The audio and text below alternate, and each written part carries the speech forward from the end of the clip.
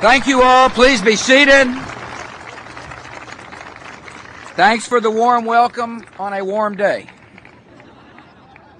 I'm proud to be here in this really dynamic city. You know, it's an amazing part of our country when you walk off and a member of the United States Congress says, "Bienvenido a Miami." This trip's a little different from the last time I spent the night here in Miami. Last night, Jeb and I had some crabs with like members of the 1972 Miami Dolphins, Dan Marino and his really dynamic wife, TV stars, Andy Garcia, movie star. We had a fantastic experience. It's a lot better, by the way, than preparing for a presidential debate. But I'm glad to be here. I'm glad to be with Brother Jeb. We're really proud of him in our family. He's a guy who does what he said he's going to do. He's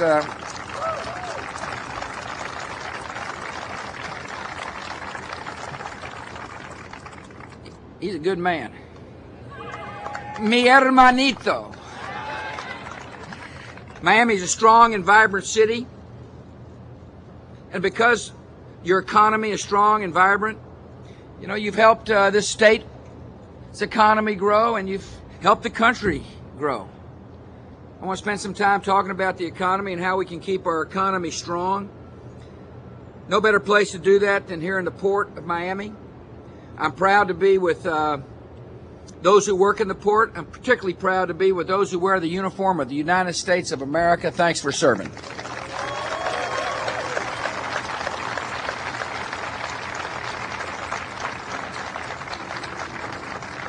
The Commandant of the United States Coast Guard has joined us today, Admiral Thad Allen.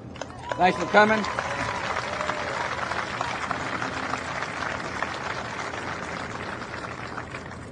Rear Admiral David Kunkel is with us. I appreciate you being here, Admiral. Particularly want to thank all those who are on our ships, working our ports.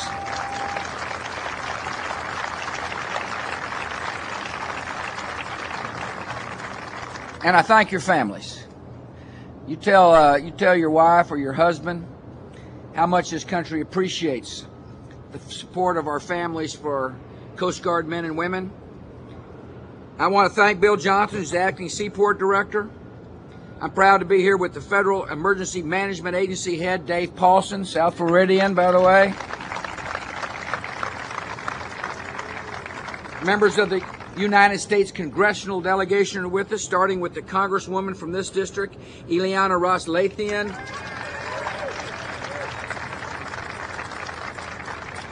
Los Hermanos Diaz-Balart are with us today. Lincoln y también Mario. It's good to see you guys. Thanks for coming. Clay Shaw. Congressman Shaw is with us. I'm proud you're here. New Speaker of the House, Marco Rubio, is with us today. Mr. Speaker, thank you. Mayor Carlos Alvarez is with us. El Alcalde, thank you. Mayor Manny Diaz is with us. Thank you, Manny. I thank all the local folks for coming, all the people who are concerned about South Florida, local officials. I'm proud to be here. Let me start by telling you I'm monitoring the situation in the Middle East very closely. Secretary Rice was in the region over the weekend, and she is working urgently to get a sustainable ceasefire, a ceasefire which will last. We're going to work with our allies to bring before the United Nations Security Council a resolution that will end the violence and lay the groundwork for lasting peace in the Middle East.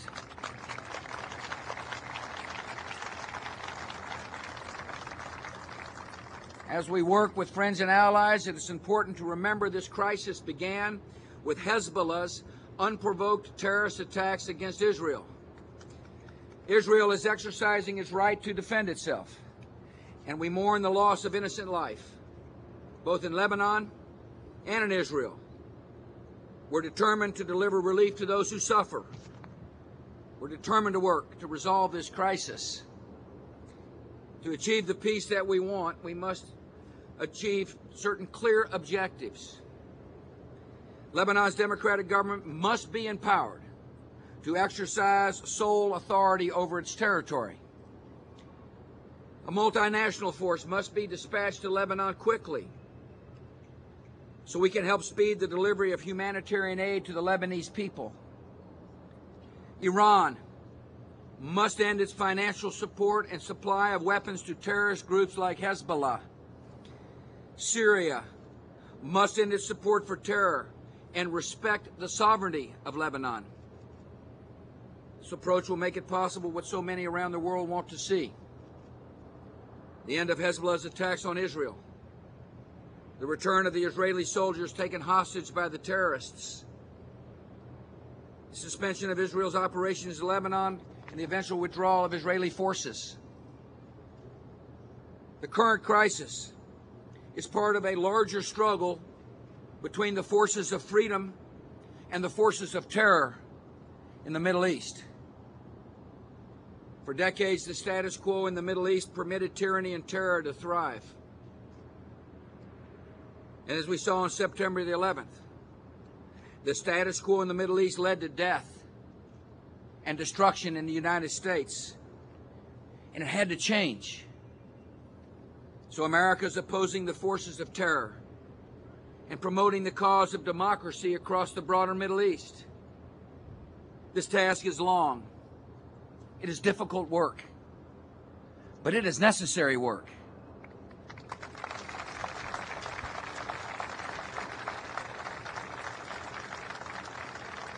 When democracy spreads in the Middle East, the people of that troubled region will have a better future. The terrorists will lose their safe havens and their recruits, and the United States of America will be more secure. The hard work of helping people realize the benefits of liberty is laying the foundation of peace for generations to come.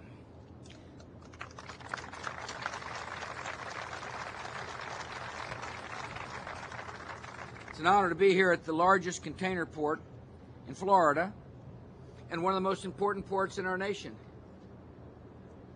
From these docks, ships loaded with cargo deliver products all around the world, carrying that label, "Made in the USA."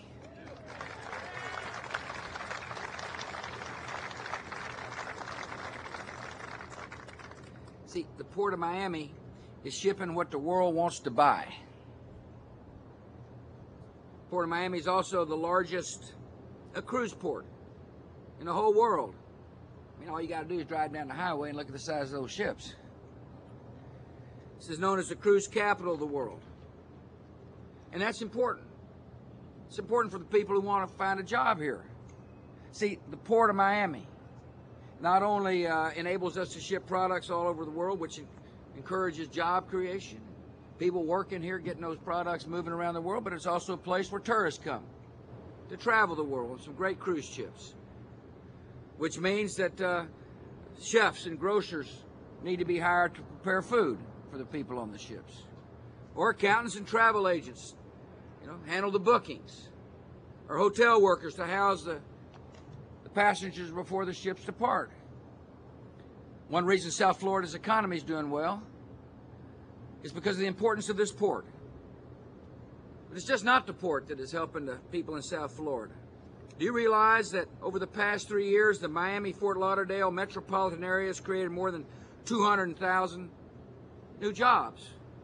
The unemployment rate in this area is down to 3.2%. It's amazing economic vitality in this part of the world, and I congratulate the entrepreneurs.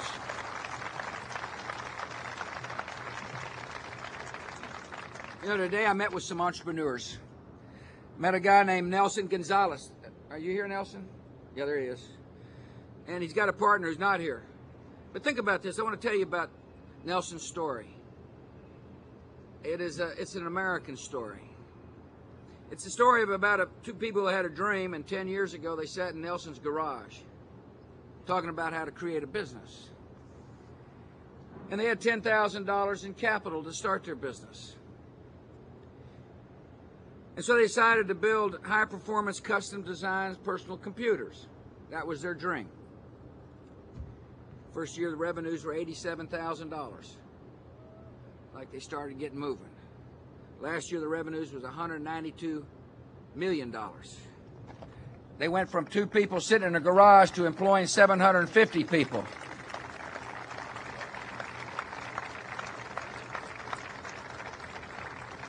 So here's the spirit behind Nelson's dream. He said, losing was not just in our vocabulary.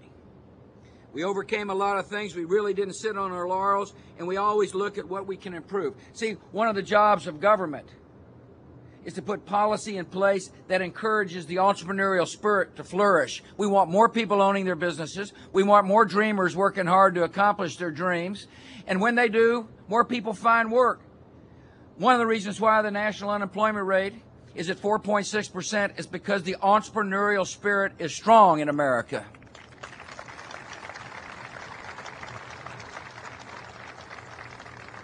And we intend to keep it that way. And one of the ways to make sure entrepreneurs like Nelson and others are able to realize dreams is to keep the taxes low. Oh, there's a great temptation in Washington to say we can spend your money better than you can. See? But when you start talking about raising taxes, you're talking about taking money away from entrepreneurs and small business owners. Good policy is policy that says we want to strengthen the small business sector in America. We want the entrepreneurial spirit to flourish.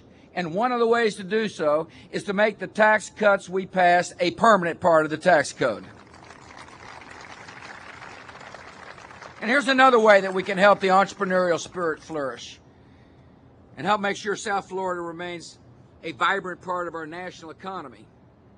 And that is to open up markets for trade. See, I'm worried about protectionist tendencies in the United States.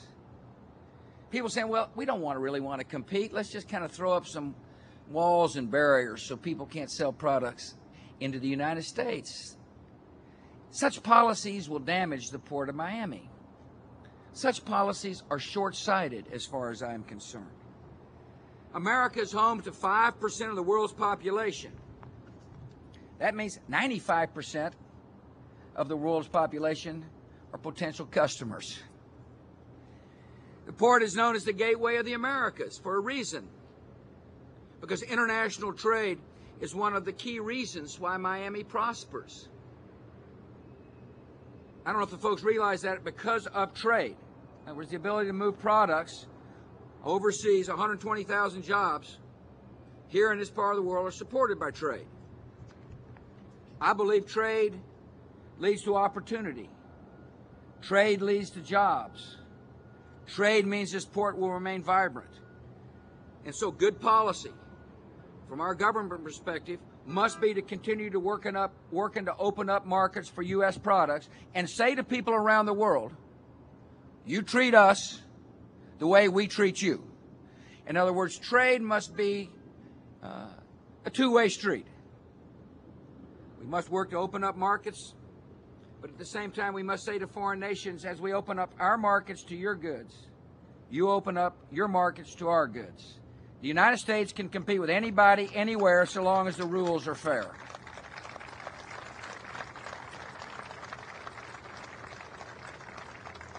Congress passed NAFTA, and as a result, Florida's exports to Mexico tripled.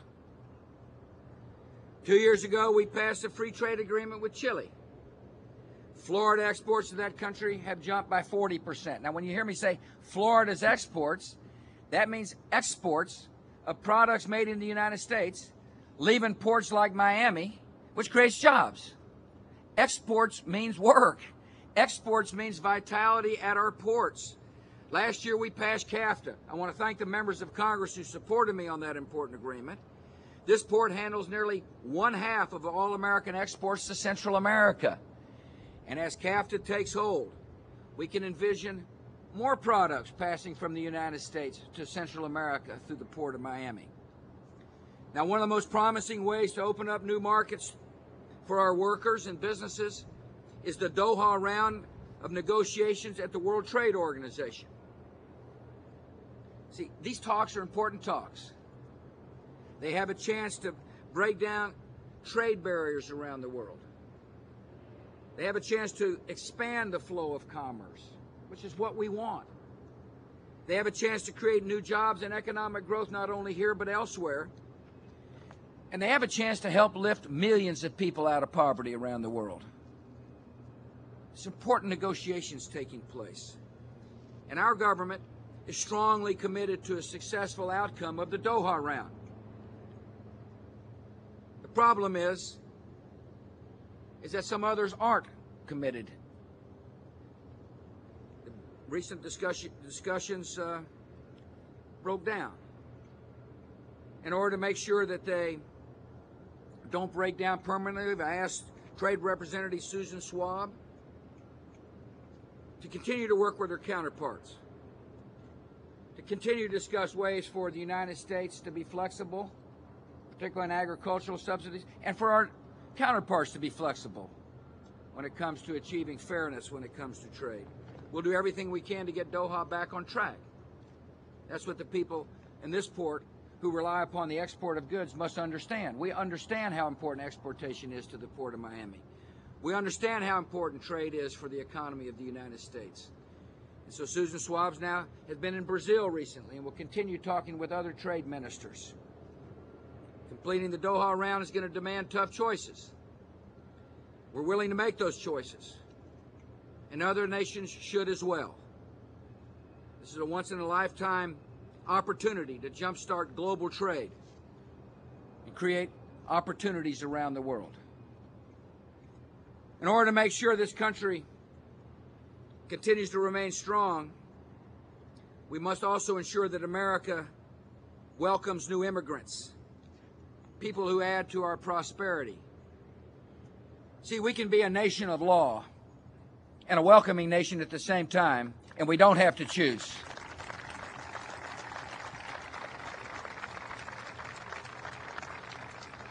Of all the places in our country, Miami understands the importance of the contribution that the newly arrived can make to a society. Jeb and I just went and had a little coffee at Versailles. Yeah, it was reminding me of the important influence that those who fled oppression at home can make to our society. It's so hopeful when people who escape repression come to the land of the free and embrace that freedom. We welcome the Cuban influence in the United States of America.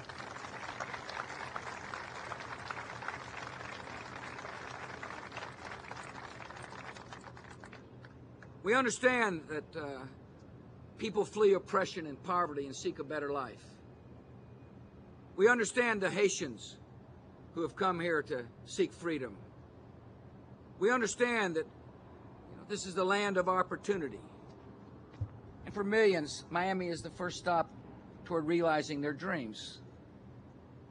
To keep the dream alive, we must have comprehensive immigration reform. We must be logical about the approach we take to immigration. Of course, we want to enforce our borders. The Coast Guard works hard to enforce our borders. We got hard-working people on the Mexican border working hard to enforce our borders. And we'll provide more Border Patrol agents. And we'll provide new technologies to help those working hard. But in order to enforce the border, we have got to recognize that people are sneaking in here to work. The best way to enforce the border is to have a rational way for people who are doing jobs Americans are doing to come to this country on a temporary basis so they can realize their dreams. We need a guest worker program as part of a comprehensive reform. There's a lot of document forging going on. See, we've got people being snuck across in 18-wheelers. We've got people walking miles across the desert because of coyotes or smugglers. But there's also a lot of people who forge documents. It's hard for an employer to know whether someone's here legally or not. That's why we need to have a document, a document that can't be forged and faked. So people say, I'm here for a temporary basis to work. I'm here legally to do a job Americans aren't doing. And that way we'll be able to have, better worksite enforcement. It's against the law for somebody to hire somebody who's here illegally. In order to make sure that those laws work, we need to have tamper-proof documents in the hands of people applying for work. Fourthly, it is unrealistic to think that we should give automatic citizenship to people who've been here illegally. That's not going to work. It basically says, fine, then the next wave of people will come to try to get automatic citizenship. Amnesty is not the right approach, but neither is trying to remove the 10 or 11 million people who have been here illegally. Deportation is not going to work. What must work is a rational middle ground that says you can pay a fine, you can learn English, you can prove you've been a lawful citizen, and then you can get in the citizenship line, but at the back of the line, not the front of the line. And finally, we'll continue to work to help people assimilate into the United States. We want people learning English. We want people learning our history and our traditions. We're going to work hard to make sure we're one nation under God.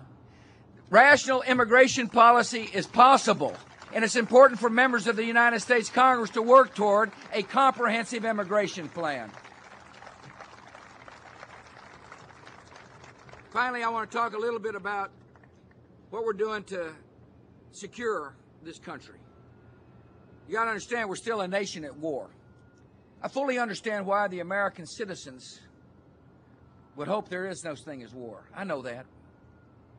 I know that people don't like to be reminded about the fact that there's still an enemy that lurks and plots and plans. But it's my job, a job that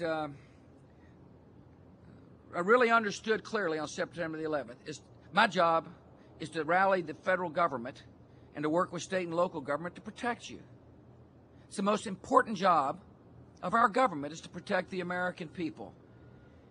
And so I work hard to remind people that there's still a war going on.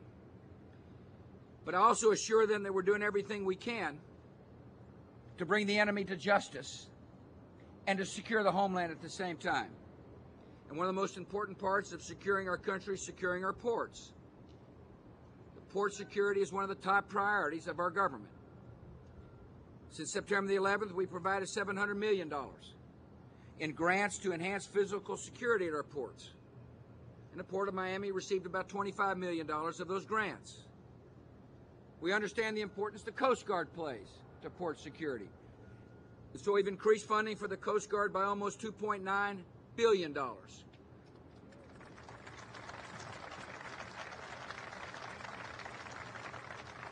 We're using technologies to protect this country of ours, such as state-of-the-art X-ray and gamma-ray scanners to screen cargo and containers. We launched what we call the Container Security Initiative, which is to identify and inspect suspicious cargo at foreign ports before they depart for America. In other words, doesn't it make sense for us to inspect product and cargo overseas before they're shipped here? That's what we're doing. We got a smart policy about how to protect our ports. And we'll continue to work with port authorities, and custom officers, and immigration agents, and the Coast Guard, and JAB's office, and local folks to do our duty, to do the duty the American people expect, which is, to the best of our ability, protect the United States against further attack. I want you to know that I am optimistic about the future of this country.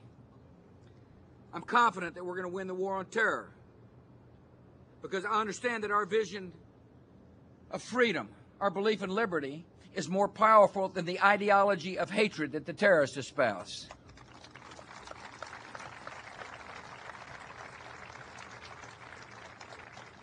I believe this economy will remain strong if we leave hands in the money, if we leave the people's money in their own hands so they can save, invest, and spend.